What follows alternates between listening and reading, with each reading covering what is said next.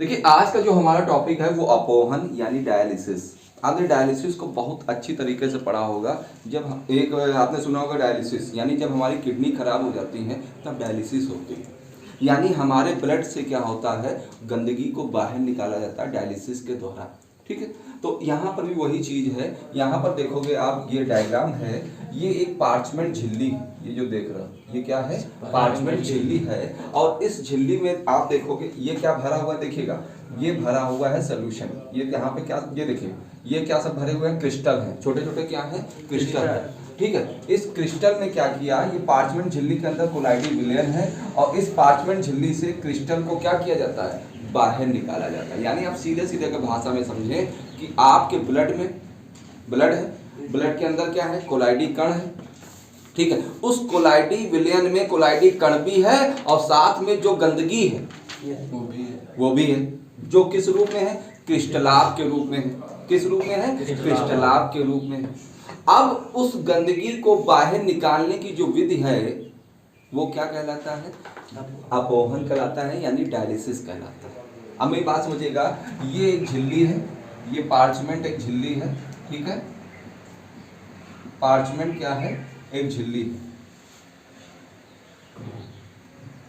इस पार्चमेंट झिल्ली में क्या भरा हुआ है, आपका कोलाइडी कण मौजूद है। ये देखिए ये कोलाइडी कण है और इसी कोलाइडी कण में ये देखिए छोटे छोटे क्रिस्टलाभ हैं। क्या है, क्रिस्टलाभ। ये हो गए कोलाइडी कण और ये क्या हो गए, जो मैंने डार्क, ये जो राउंड शेप के बीच में अगर उनके जगह है, ये कोलाइडी कण है और ये क्या है, क्रिस्टलाभ। ठीक, क्रिस्टलाभ। क्रिस्टलाभ क्या थे, मैंने शुरुआत में ही बताया था, जो ऐसे कण जो पार्चमेंट झिल्ली को क्या करते हैं, पार कर जाते हैं, बाहर निकल जाते हैं, यही तो बताया था, वो क्रिस्टलाभ है। कोलाइड क्या थे, जो पार्चमेंट झिल्ली को नहीं पार कर पाते तो सब कोलाइड थे। तो यहाँ पर क्या है कि डायलिसिस के अंतर्गत ये पार्चमेंट झिल्ली, ये क्या है, पार्चमेंट झिल्ली है। इस पार्चमेंट झिल्ली में से क्रिस्टलाभों को बाहर निकालने की जो विधि है, क्रिस्टलाभों को बाहर निकालने की जो विधि है, ये क्या कहलाता है, अपोहन कहलाता है। यानी मैंने आपके सीधे सीधे भाषा में कहा कि ब्लड में क्या है, ब्लड में कोलाइडी कण भी है और उसमें क्या है, गंदगी भी है और किस रूप में है, क्रिस्टलाभ के रूप में है। उस गंदगी को किसके द्वारा निकालेंगे, पार्चमेंट झिल्ली के द्वारा निकाल देंगे। ये क्रिया क्या कहलाती है, अपोहन कहलाती है। क्या कहलाती है, अपोहन। क्लियर हो गया कि नहीं क्लियर हो गया, यहाँ तक कोई समस्या भैया है, समस्या तो नहीं है। चलिए लिख लेते हैं अपोहन के बारे में, बोला जाए। पार्चमेंट झिल्ली द्वारा, पार्चमेंट झिल्ली द्वारा, ये जो आप डॉटेड लाइन से देख रहे हो ये क्या है, पार्चमेंट झिल्ली है। पार्चमेंट झिल्ली द्वारा कोलाइडी विलयन से, कोलाइडी विलयन से, कोलाइडी कणों को मत अलग कर देना, कोलाइडी कणों के साथ उसमें क्या मिला हुआ है, क्रिस्टलाभ मिले हुए हैं। ठीक है, क्रिस्टलाभ का मतलब भैया, क्रिस्टलाभ का मतलब क्या है, जो पार्चमेंट झिल्ली को पार कर, पार्चमेंट झिल्ली को, जैसे शक्कर, NaCl, सुक्रोज बताया था वहां पे, यूरिया, ये सब क्या है, क्रिस्टलाभ है। आप खाली कोलाइडी कणों को मत बाहर निकाल देना यार, ये गलती मत कर देना। यानी क्रिस्टलाभ का मतलब NaCl बताया था, ये पार्चमेंट झिल्ली को आसानी से पार कर जाते थे। चीनी के अणु पार्चमेंट झिल्ली को आसानी से पार कर जाएंगे, यूरिया के जो अणु है वो पार्चमेंट झिल्ली को आसानी से पार कर जाएंगे। इनकी बात कर रहा हूं, आप कोलाइडी कणों को मत ले लेना, ये जो ये है कोलाइडी कण, इनको ना बाहर निकाल के रख देना। ठीक है, तो लिखिए, क्या लिखा बेटा, पार्चमेंट झिल्ली द्वारा कोलाइडी विलयन से उसमें उपस्थित, उसमें उपस्थित घुले हुए पदार्थों को, घुले हुए पदार्थों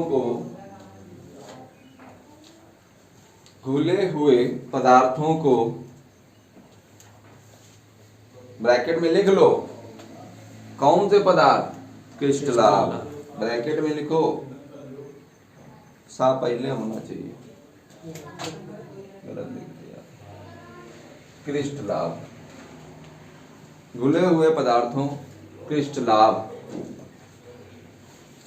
लिख लिया, को बाहर निकालने की विधि या बाहर करने की विधि, जो भी समझ में आए, बाहर करने की विधि अपोहन कहलाता है। बाहर करने की विधि अपोहन कहलाता है, अपोहन कहलाता है। बैठ जाइए, अपोहन कहलाता है। फिर से डायग्राम को थोड़ा 1 मिनट देखेंगे। मैंने पूरा ये डायग्राम सेट कर लिया। यहाँ पे आप देखोगे ये पार्चमेंट क्या है, ये जो डॉटेड लाइन से देख रहे हो पार्चमेंट झिल्ली है। बहुत ध्यान से देखें बोर्ड की ओर, पार्चमेंट झिल्ली है। इस पार्चमेंट झिल्ली में आप देखोगे मैंने यहाँ पर दिखा रखा है, ये जो ये ऐसे ये कण है ये अंदर भी मौजूद है। ये क्या है, क्रिस्टलाभ है। क्या है, क्रिस्टलाभ है। और ये जो ये वाले कण हैं, इस टाइप के जो कण हैं, ये क्या है, कोलाइडी कण है। ठीक है, तो हमको कोलाइडी कणों को बाहर नहीं निकालना है, हमें किसको बाहर निकालना है। ये देखिए तीर के द्वारा किसको बाहर किया है, हमने क्रिस्टलाभों को बाहर किया है कि नहीं किया है। तो ये क्रिस्टलाभों को किसके द्वारा अलग कर रहे हैं, पार्चमेंट झिल्ली के द्वारा। यानी पार्चमेंट झिल्ली के द्वारा कोलाइडी विलयन से क्रिस्टलाभों को बाहर करने की जो विधि है वो क्या कहलाती है, अपोहन कहलाती है, यानी डायलिसिस कहलाती है। फिर से समझिएगा मेरी बात को, मैंने कहा पार्चमेंट झिल्ली के द्वारा कोलाइडी विलयन से क्रिस्टलाभों को अलग करना यानी बाहर निकालना क्या कहलाता है, अपोहन या डायलिसिस कह सकते हैं। समझ में आ गया। चलिए अब एक नई लाइन से एक चीज लिख लीजिए, वेरी मोस्ट इंपॉर्टेंट, कोई पूछ सकता है या पेपर में आ सकता है बेटा। बस एक लाइन लिखना है, लिखिए पार्चमेंट झिल्ली के स्थान पर, कोई पूछ सकता है ना कि पार्चमेंट झिल्ली अगर ना हो तो हम वहां पर क्या करें, तो इन चीजों को भी लिख लें आप लोग। पार्चमेंट झिल्ली के स्थान पर स्टार बना के लिखिएगा ताकि पता चले इंपॉर्टेंट है, ये चीजें अलग से पढ़नी है। पार्चमेंट झिल्ली के स्थान पर सेलोफेन, सेलोफेन ऐसे लिखा हुआ है, सेलोफेन, सेलोफेन स्थान पर cellophane, cellulose acetate, cellulose acetate etcetera आदि, यानी सेलुलोस एसीटेट आदि झिल्ली का भी प्रयोग कर सकते हैं, आदि झिल्ली का भी प्रयोग कर सकते हैं। क्लियर हो गया सबका? यहां तक कोई समस्या तो नहीं है?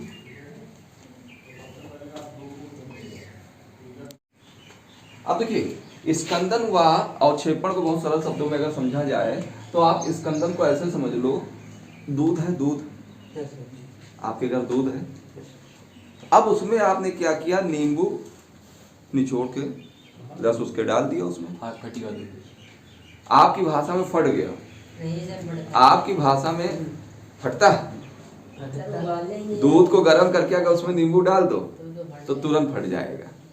ठीक है, आप दूध को गर्म कर लिए, आपने गर्म करने के बाद उसमें नींबू निचोड़ा, उसके रस जैसे ही गिरे वो फट गया। आपकी भाषा में फट गया, मेरी भाषा में क्या है, अब दूध के कोलाइडी कण जो थे वो काफी दूर दूर थे, उन कोलाइडी कणों ने क्या किया, पास पास आ गए। यानी मान लीजिए ये दूध है,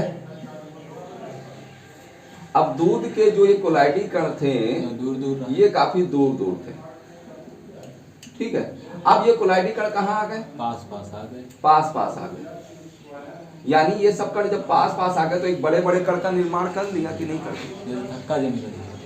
यानी छोटे छोटे कण आपस में मिलके किसका निर्माण कर लिए, बड़े कण का। और बड़ा कण जहां बना वो कहाँ बैठ गया, नीचे बैठ जाता है कि नहीं बैठ जाता है, नहीं नीचे बैठ जाता है। जितना भारी पदार्थ होता जाएगा, भाई जब तक कण थे दूर दूर चल रहे थे, और जब तक भारी भारी पदार्थ, अब जब जैसे कण पास पास आ गए तो बड़ा बड़ा बन गया, अब वो धीमे धीमे कहाँ बैठ रहा है, नीचे बैठ रहा है। ये जो नीचे बैठने की क्रिया है ये कहलाता है अवक्षेपण।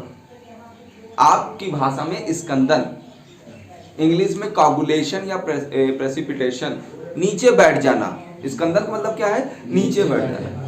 तो आपने क्या किया, कोलाइडी विलयन में कोई ऐसा वैद्युत अपघट्ट डाला। अब भाषा आ गई यहाँ रसायन विज्ञान की, कोलाइडी विलयन में कोई ऐसा वैद्युत अपघट्ट डाला कि उसके कोलाइडी कण क्या हो गए, कहाँ आ गए, पास पास आ गए। अब वो पास पास आकर एक में मिल के कहाँ बैठ गए, नीचे बैठ गए। ये जो नीचे बैठने की क्रिया है इसे ही क्या कहते हैं, स्कंदन, अवक्षेपण, कोगुलेशन, प्रेसिपिटेशन, इंग्लिश में दोनों शब्द बोल दिए, कुछ भी कह लीजिए आप, यही कहलाता है स्कंदन। यानी ये जो नीचे बैठ रहे हैं बड़े बड़े कण बन के क्या हो रहे हैं, सब नीचे जो बैठ रहे हैं कोलाइडी कण, ये कहलाता है स्कंदन। और एग्जांपल मैंने आपको अभी दिया कि आप क्या करोगे, दूध को गर्म करके उसमें नींबू निचोड़िए, नींबू क्या हो गया, वैद्युत अपघट्ट हो गया। दूध क्या हो गया, हाँ दूध क्या हो गया, दूध आपका हो गया कोलाइडी विलयन हो गया। जैसे ही आपने नींबू को निचोड़ा तो उस दूध के कोलाइडी कण क्या हुए, सब कहाँ आ गए, पास पास आ गए। और पास पास आके कहाँ बैठ गए, नीचे बैठ गए। और ये नीचे बैठने की जो क्रिया है वो क्या कहलाती है, स्कंदन या अवक्षेपण। क्लियर हो गया कि नहीं क्लियर हो? चलिए लिख लेते इसी बात को जो आपने मुंह से बोला है। क्लियर है भैया दूध वाला मैटर, है ना। देखिए एग्जाम्पल कुछ ऐसे यूज करिए जिसकी वजह से आपको अच्छी तरीके से थोड़ा समझ में आए। होते होते थक्का ऊपर ऊपर कराने करते हैं, नहीं खाली पानी पानी रहता है ऊपर, भारी पदार्थ नीचे बैठ जाता है बेटा। और जो कण एक दो कण हल्के हैं तो ऊपर उतर रहे हैं। बाकी आप देखोगे दूध को आज जाइएगा गर्म करिएगा एक गिलास और एक्सपेरिमेंट कर लो, उसमें कितनी देर लगेगी। हम सर जी पनीर बनाए तो बस आज कर लेना जाके, आज एक कप दूध ले लेना, ज्यादा दूध ना वेस्ट करो, और एक कप दूध में आप नींबू डालना 2 बूंद गर्म करने के बाद, देख लेना कहाँ बैठ रहा है, थोड़ी देर रख देना, देखना सब नीचे बैठ जाएगा। और पानी पानी कहाँ रह जाता है, ऊपर रह जाता है। समझ गए कि नहीं समझ गए, यही होता है, समझ गए, ऐसे ही होता है। हमने देखा है, आप भी देखिए, कोई ऐसा तो नहीं मैंने बहुत अलग चीज दुनिया से हट के बता दी, तुरंत एक्सपेरिमेंट करो जाके, कहना आज देखिए जाके चाहे कुछ हो जाए, सट टस लो उधर नींबू निचोड़ो गर्म करके देखो कि वह नीचे बैठ रहा है कि नहीं। गुरुजी दही होता है वो प्रयास है। अब दही का प्रोसेस अलग है, दही का प्रोसेस अलग है, उसमें तो हम चीजें जमा रहे हैं, वो अलग चीज है। हम अवक्षेपण बता रहे हैं, स्कंदन बता रहे हैं कि ऐसी कोई पदार्थ क्या है, कोई कोलाइडी विलयन लिया, उस कोलाइडी विलयन में कोलाइडी कण कहाँ आ गए, पास पास आके कहाँ बैठ जाए, नीचे बैठ जाए। ये जो नीचे बैठने की क्रिया है यही कहलाती है स्कंदन या अवक्षेपण। हम कोलाइडी विलयन में हम स्कंदन को बता रहे हैं, हम दही नहीं जमा रहे इस समय। हाँ, और जब जमाएंगे तो दुकान खोलेंगे खटाखट, बढ़िया। आओ लिखते हैं, समझे, पढ़ाई शुरू कर दीजिए। ये नहीं कि अब मई है जून है अभी मौज कर ले, एक एक क्षण बड़ा इंपॉर्टेंट होता है व्यक्ति का, ठीक है। और कॉलेज जरूर आइए, कौन सा टीचर क्या किस समय पढ़ा दे किसी को पता ही नहीं है। अब कौन सी चीज दिमाग में बैठ जाए पता ही नहीं है ना। तो बिल्कुल आप, मैं कभी जीवन में नहीं कहता हूं कि आप कॉलेज ना जाएं, यहां पढ़ रहे हो कॉलेज मत जाओ, ये गलत चीज है। आप नियमित कॉलेज आए, जिससे यहाँ भी और वहाँ भी आपका डबल डिवीजन हो जाएगा, आपको बेनिफिट्स मिलेंगे। विश्वास मानिए, मेरा खुद का आजमाया हुआ अपना खुद का है, और इतना बढ़िया नंबर आएगा आपने कल्पना नहीं करी होगी, ठीक है। और अभी आप ये तय नहीं कर सकते कि कौन पढ़ने में तेज है और कौन पढ़ने में कमजोर है, ये तो वक्त बताएगा। आंकड़े बदलते हैं, विश्वास मानिए। 80% वाला आपका 54% में भी आ सकता है, और 60% वाला 54% वाला वो 90% में भी जा सकता है। क्यों? जो व्यक्ति ने हार गया है एक बार, अगली बार वो बहुत भयंकर तैयार होके आएगा कि इस बार हम ऐसा लड़ेंगे कि किसी को छोड़ेंगे नहीं। वो हर सब्जेक्ट में मेहनत कर रहा है, Hindi, English, physics, chemistry, biology, ऐसा मेहनत कर रहा है कि समझ लीजिए इस बार उसने ठान ली। और एक व्यक्ति जो पास हो गया वो थोड़ा प्राउड में आ गया है, 84 आ गया मेरे अब फिर आ जाएंगे, कोई बड़ी चीज नहीं है। ये जो प्राउड है व्यक्ति के दिमाग को थोड़ा क्या करता है, गिराने लगता है तुरंत। अरे वो हमारे बस का सब हम हो जाएगा, वो चिंता का विषय नहीं है। मगर ये नहीं जान रहे हो वो हाई स्कूल था और ये क्या है, इसमें 2 मिनट में आपका काम तमाम हो जाएगा। और फिर चाहे लिए पूरी आप मार्कशीट घूमो कि हम स्कूटनी कर लेंगे, वो कर लेंगे, ये कर लेंगे, कुछ नहीं कर पाओगे।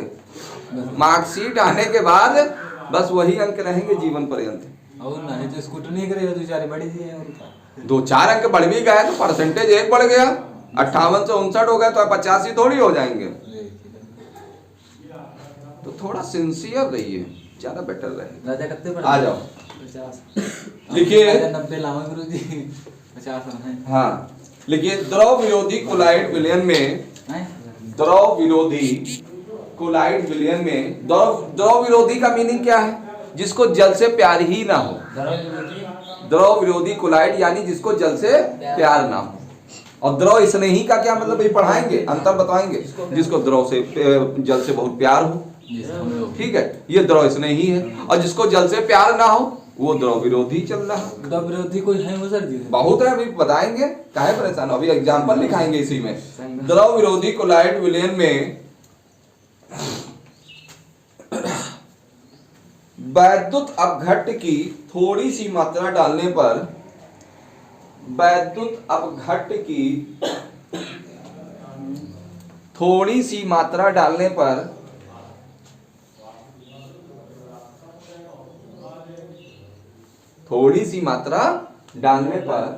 कोलाइडी कण क्या होंगे? अब पास पास आ जाएंगे। कोलाइडी कण परस्पर मिलकर अवक्षेप बना, छूट गया क्या? कहां से छूटा? हाँ, वैद्युत अपघट्ट डालने पर कोलाइडी कण छूट जाए, तुरंत बोलिए।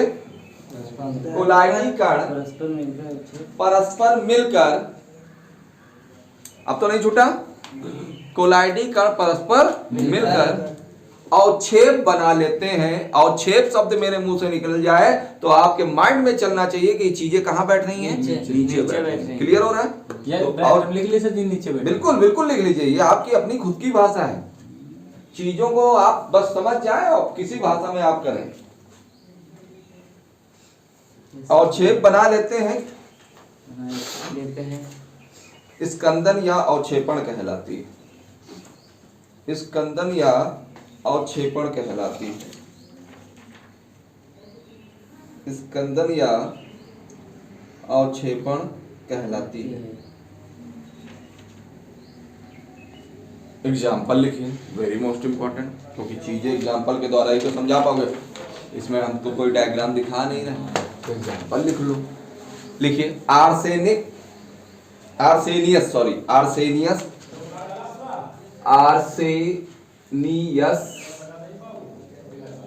सल्फाइड, ब्रैकेट में लिख लेना सूत्र AS2S3, ब्रैकेट में फार्मूला जरूर लिखिएगा।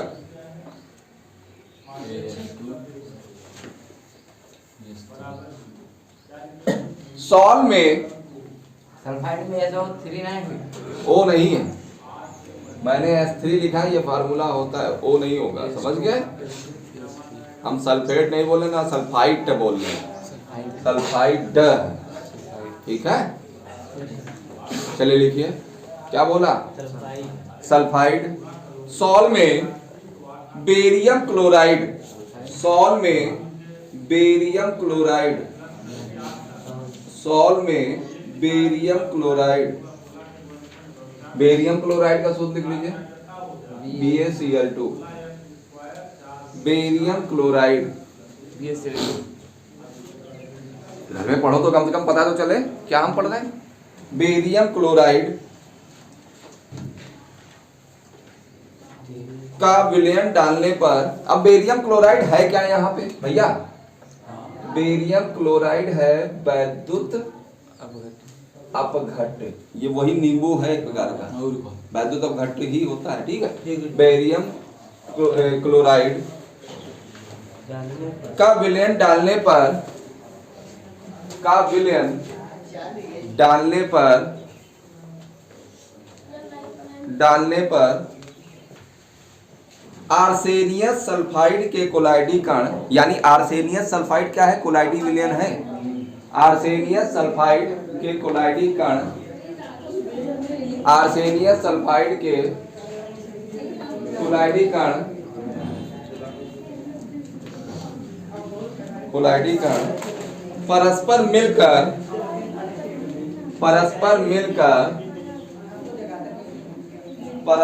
मिलकर आर्सेनियस सल्फाइड का अवक्षेप बना लेते हैं। छूटा तो नहीं किसी व्यक्ति का? आर्सेनियस सल्फाइड का अवक्षेप बना लेते हैं, अवक्षेप बना लेते हैं। ठीक है, क्लियर है सबका? आर्सेनियस सल्फाइड का